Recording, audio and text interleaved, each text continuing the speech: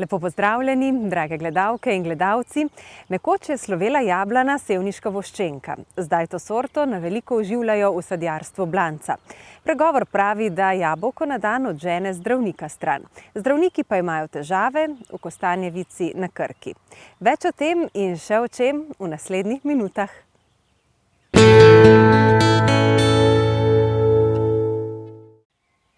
Nekoč je bil v Sevnici odkupni center za cenjeno sorto jabolk voščenko, ki so jo prodajali na Dunaj, v Anglijo in drugod po svetu.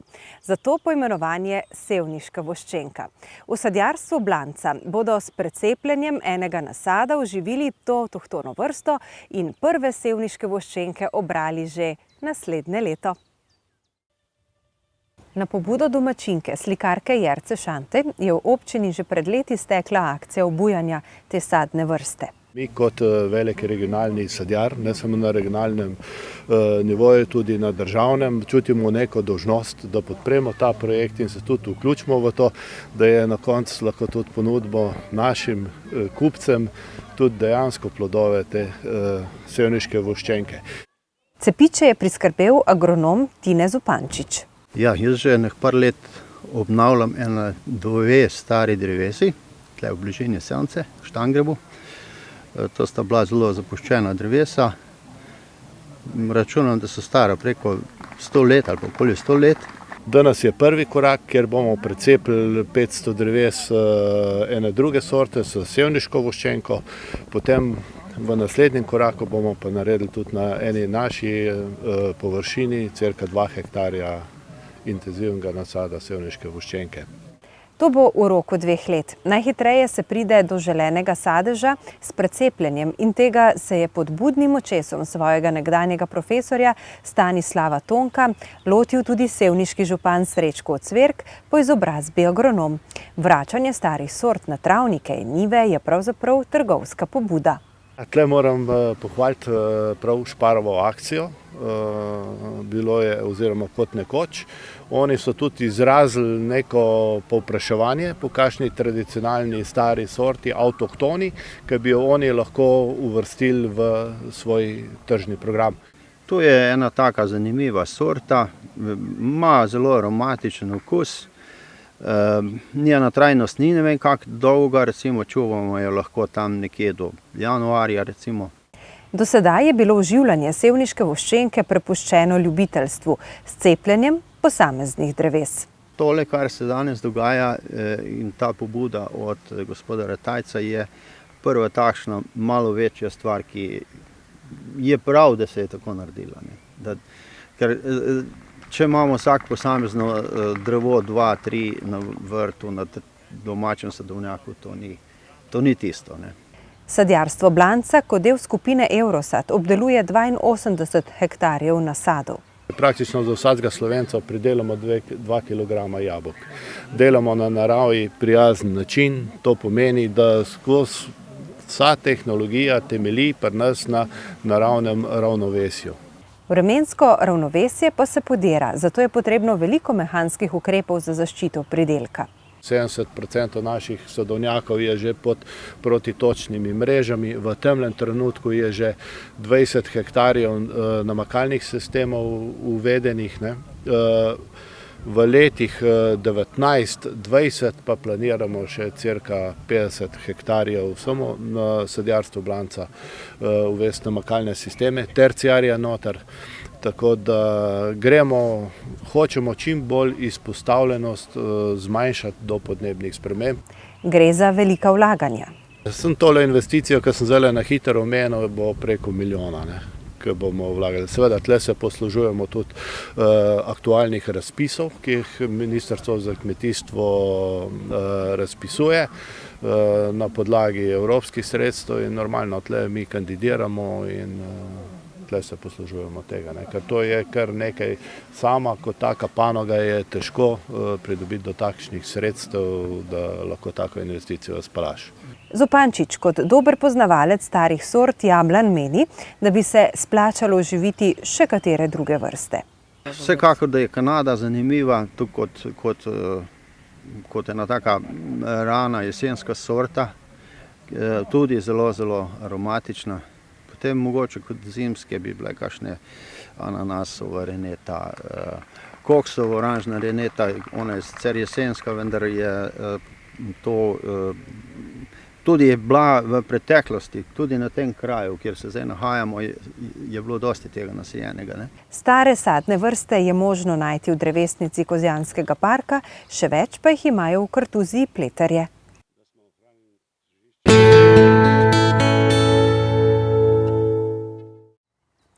V Kostanjevici na Krki se občani pritožujejo nad pomanjkanjem zdravnikov.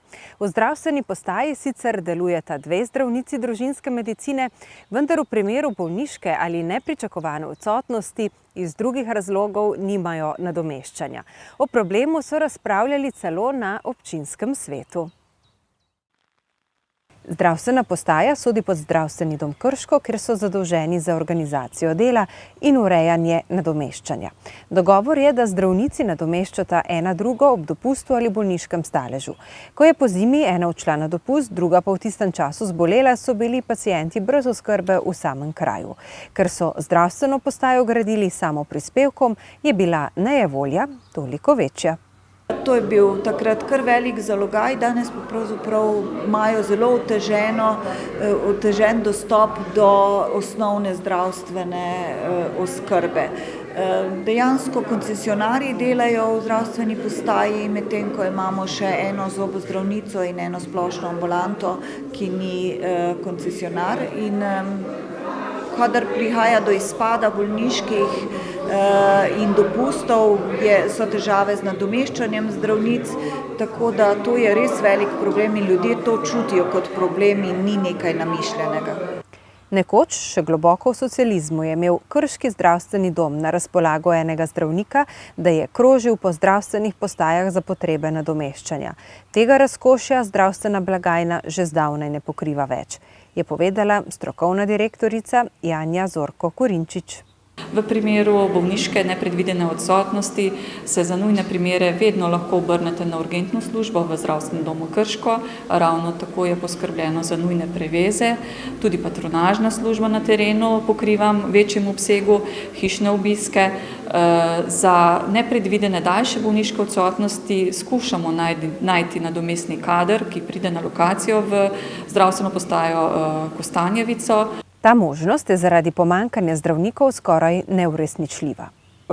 Jaz se spomnim, pred 30 in več leti, ko sem začela delati v Krškem, je dejansko zdravstveni dom imel zdravnika, ki ni imel svoje ambulante in je ta bil za pokrivanje lukenj, smo rekli takrat, kar je bilo seveda zelo ugodno za vse, ampak časi in sistem so pač drugačni, kot so bili takrat, kot je direktorica povedala.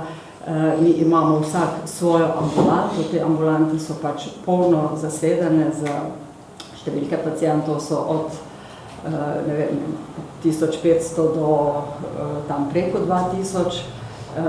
Povprečen obisk v eni zelo dobro zasedeni ambulanti je tudi od 60 do 70% bolnikov dnevno.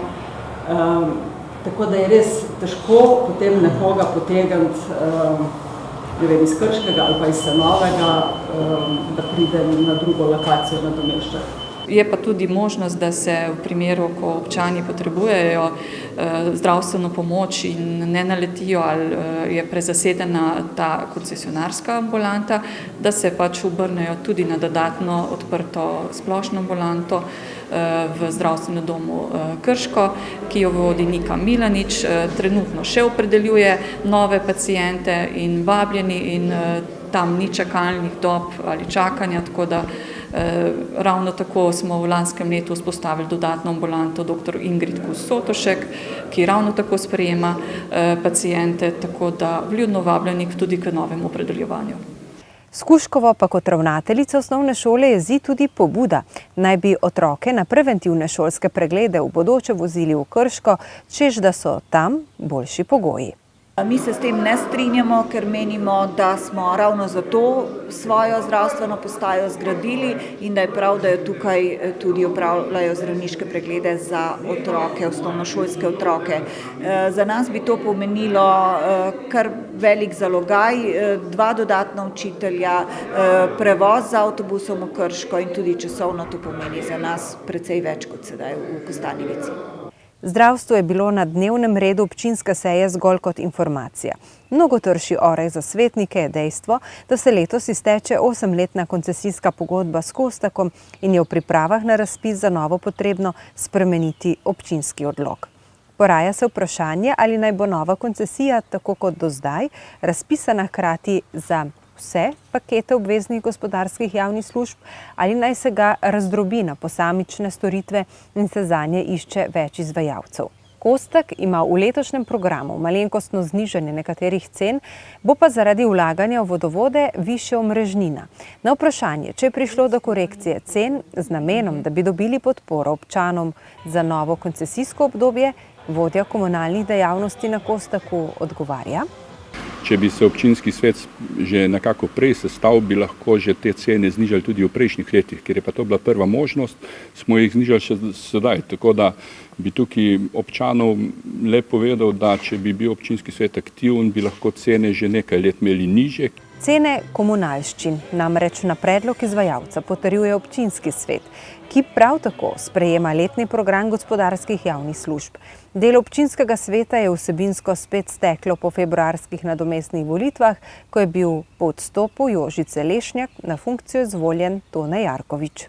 Naša želja je, da bodo vsi občani zadovoljni, zato smo tudi nekako poskušali z cenami, ki so za področje občine Kostanjevice malenkost nižje kot v lanskem letu, kar se tiče same dejavnosti, in pomenijo tako, da bomo rečemo ena povprečna družina na področju, kjer so priključeni na kanalski sistem, bo imela okvirno 1,7% višjo ceno, približno 0,80 evra, ampak sama dejavnost se bo znižala za skoraj 0,60 evrov, se pravi storitve, bo pa nekoliko višja omrežnina, ker se občina Kostanjevica na Krki v preteklih letih veliko vlagala v infrastrukturo.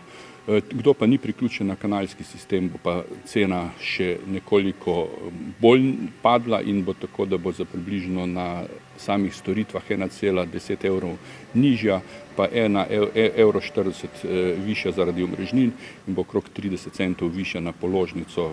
V minulih 3 letih je Kostak skupaj z občino vlagal v izboljšanje kvalitete vode in ravnanje z odpadki. Ločeno zberemo že več kot 70% na izvoru. Moram se pohvaliti, da smo iz občine Kostanjevica odložili minimalno količino odpadkov. Če rečem, da smo v preteklem letu odložili še samo za dobro smetarsko vozilo odpadkov na odlagališču, vse ostalo smo nekako ali snovno ali energetsko predelali. Moram povedati, da smo v letu 2016 uredili skupaj z občino Kostanjevice na Krki filtrirano napravo pri vodonosniku Jama in od dneva vključevanja filtrirane naprave občani občine Kostanjevice na Krki pijejo zelo dobro vodo in od dneva priključitve naprave v sistem ni bilo več 1 minute prekuhavane pitne vode, če lahko rečem, da je bilo prej pa teh dni od 50 do 70 na leto. Koncesijska pogodba s Kostakom poteče zadnjega decembra letošnjega leta. V tej občini se iz dejavnosti za občane obrne dobrih 360 tisoč evrov, vrednost javnega vodovoda s 85 kilometri omrežja in črpališči ter vodohrani pa znaša 3,4 milijone evrov.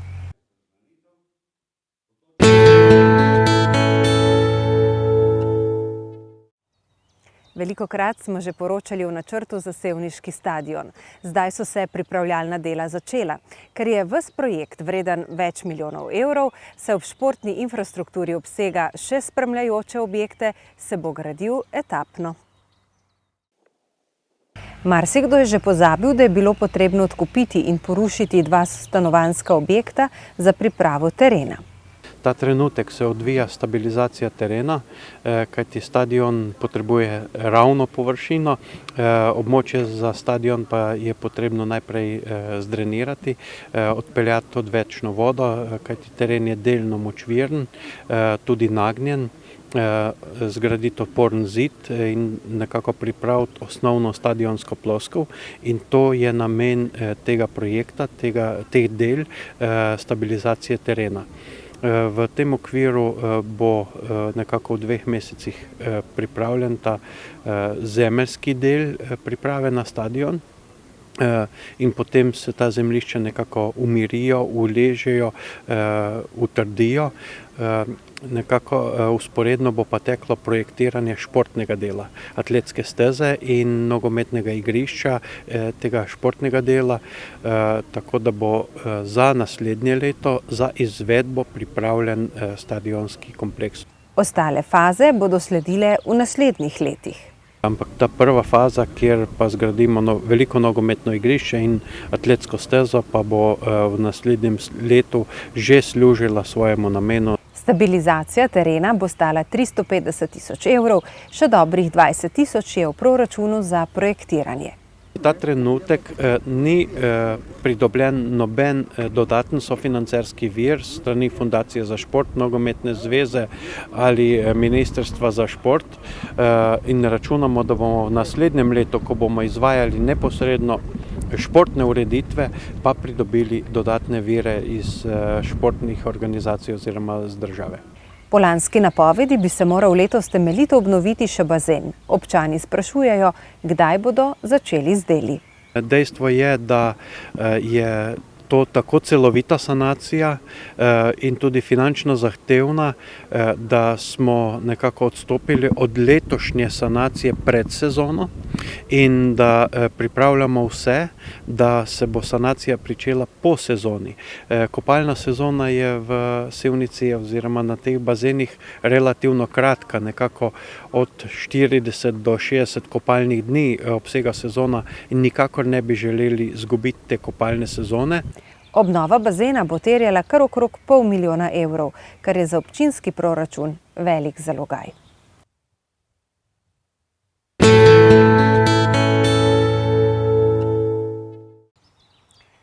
Neki aforist je že zdavnaj napisal, da ima beseda davek koren v glagolu daviti. Davki pač ne navdušujejo, a brez njih ni moderne države z urejenimi javnimi službami. Finančna uprava bi želela, da to čim bolj pride v zavest ljudi, zato so minuli konec tedna po državi finančni uradi odprli vrata za javnost. Spremljali smo dan odprtih vrat finančnega urada Brežice. V davčnih evidencah regije Posavje je okrog 100 000 zavezancev. Zbrana javnofinančna sredstva pa predstavljajo 3% vseh pobranih davkov od 2 700 000 vseh zavezancev v državi. Davčna kultura v družbi se izboljšuje. Če pogledamo podatke, lahko ugotovimo, da se v bistvu 94% vseh obveznih dajatev plača prostovoljno, kar je v bistvu zelo lep dosežek. Tako da jaz bi se zelo težko strinjal, da je davčna kultura slaba, gotovo pa lahko naredimo še kaj na njeni izboljšavi, to pa prav gotovo. Dan odprtih vrat je eden od načinov za utrjevanje zavesti o pomenu davkov. Zato so se posebej pripravili na obisk dijakov. Kot tukaj vidite, tukaj je avto naših kolegov iz mobilne enote, bodo pokazali, kaj dela ta segment uslužbencev, ki jih najbolj vidimo na naših cestah. Potem pa imamo še 2 predavanji, in sicer kar se tiče, kako poslovati z nami po sodobnih poteh. Na koncu bomo pa predstavili tudi nek projekt, ki se mu reče Mladi in davki. V tem projektu pa pojasnjujemo, zakaj se ta denar, ki ga pobiramo, pravzaprav uporablja. V izogib plačevanja davkov so nekateri pripravljeni na razne kršitve predpisov. Zato ima veliko dela na terenu mobilni oddelek finančne uprave. Njihov nadzor obsega veliko področij. Siva ekonomija, potem je zakon o trošarinah, nadzor nad gorivi, odkrivanje tihotapstva. Če so sumljiva pošiljka, se lahko tudi opravi nadzor nad blagom in se lahko tudi ugotovi prekršek. Glede na to, da imamo velik mednarodni prehod, so že bili ugotovljene kršitve z tega področja, predvsem z vnosom blaga oziroma ponarejenega blaga z kakšnih tržnic, z Bosne, z Hrvaške in glede tega imamo nekaj zasegov. Preverjajo tudi prevoze nevarnega blaga ter delovni čas oziroma predpisan počitek poklicnih voznikov. Kršiteljev je veliko. Imamo izkušenj tudi nekaj z kakšnimi agresivnimi bolj odzivi, vendar zaenkrat na srečo še nismo bili prisiljeni uporabljati skrajnih sredstev.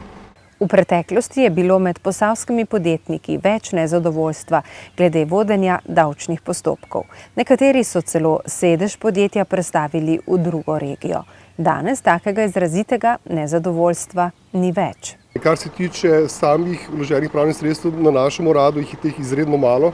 Dobimo v bistvu ogromno večino dobimo potrjeno na drugi stopnji, tako da v bistvu vprašanja pritožb na našem uradu praktično ni. Finančna uprava si prizadeva posodobiti in poenostaviti e-davke, da bo postopek razumljiv vsem zavezancem, je dodal Logar.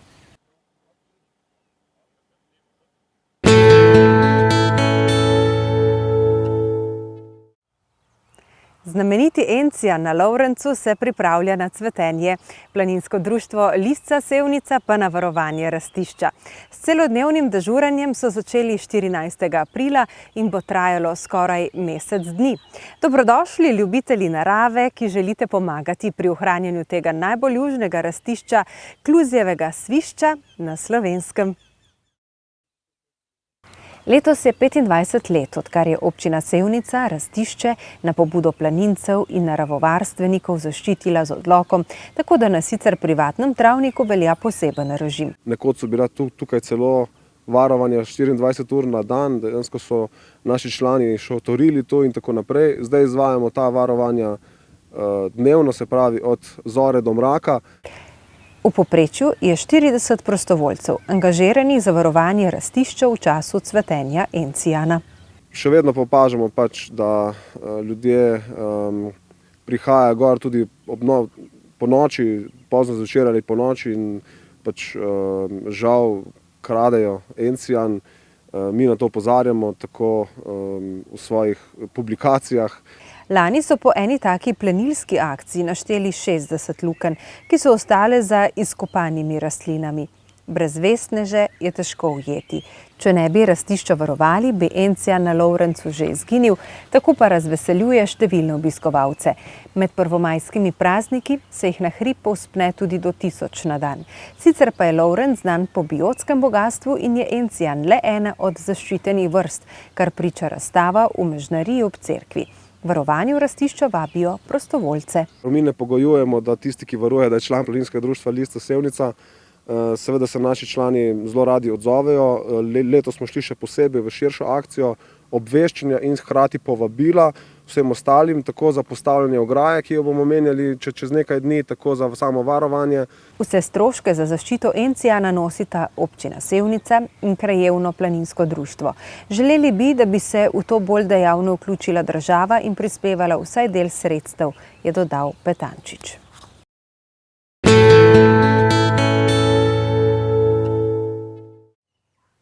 Hvala, ker ste se družili z nami. Naj vas prijazno greje cvetoča pomlad in vse, kar je lepega in dobrega.